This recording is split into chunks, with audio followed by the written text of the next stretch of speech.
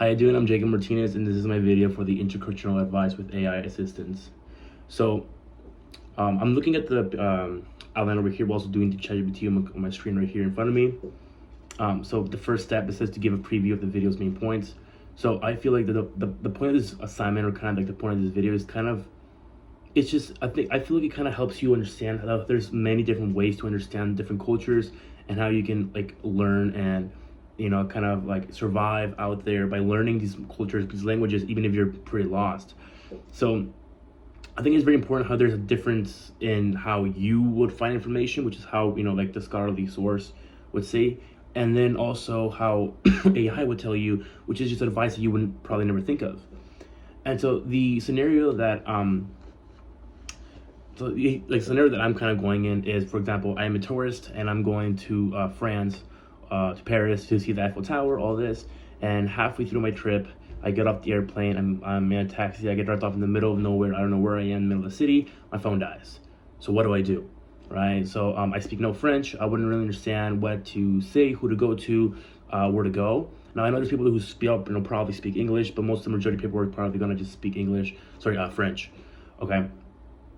So for ChatGPT, I wrote what to do if my phone dies while in Paris and I don't speak any French. So what ChatGPT did, it gave me a lot of different, kind of like pretty basic answers. First one is find a public place with Wi-Fi, but my phone is dead, so I don't know how that would help. Ask for help in English. So this is one I said where, I'm assuming like most people speak English because English is such a popular language. So I'm just assuming that it's, something that is probably pretty well spoken. But it also does help. It helps you here by giving you examples. I can show you right here as well. It gives you examples of kind of phrases that you can say in French that can really help you out. So for example, and I don't speak French, so pardon my French. But mon téléphone est mort. My phone is dead. Aidez-moi, s'il vous plaît, help me please. So, there's some different things that you can say. However, I'm pretty sure if you say help me please to a random stranger in France, they're probably gonna think it's something worse than your phone dying. So you gotta be pretty specific with what's going on. So it does give you some pretty good information to what I can say. It also gives you a bunch of different ideas, like carry a backup, but that's not the point. Look for public charging spots or public transportation assistance. So it does give you a bunch of ideas, and then right now I'm just typing in for it to give me 3 sources. So hopefully I get those pretty soon. So yeah, it does give you a lot of good ideas. However, I don't think it is better than you doing your own research.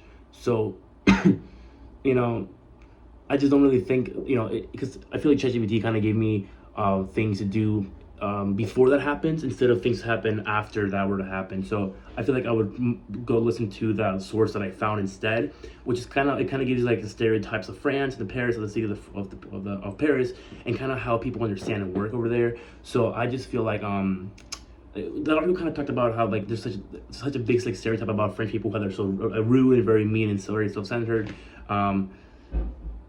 I don't know if that's true or not. I can't really say, but so I feel like it kind of gives you more information on how to talk to French people and not to be super scared to like go up to people and ask for help, which I feel like is more helpful than the ChatGPT asking you to carry a backup battery.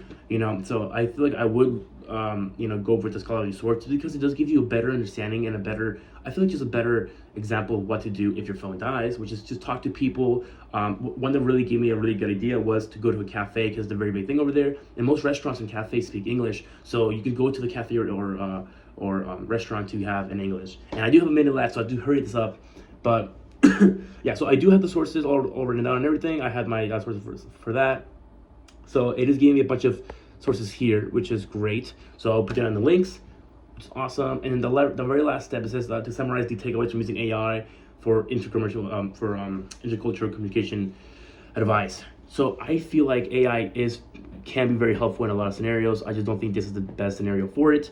It's not really human, and this is seems to do with human interaction in different cultures. You kind of have to learn through other humans who are in that culture. You can't really trust a robot to kind of help you out with that. So I feel like it's pretty good with giving you advice with homework, this and this and this, math. I know you can kind of help you study with it, but for helping you with other human interactions, I don't feel it is the best. So this is my presentation. It's under 5 minutes, so I hope you guys enjoyed, and I'll see you in class.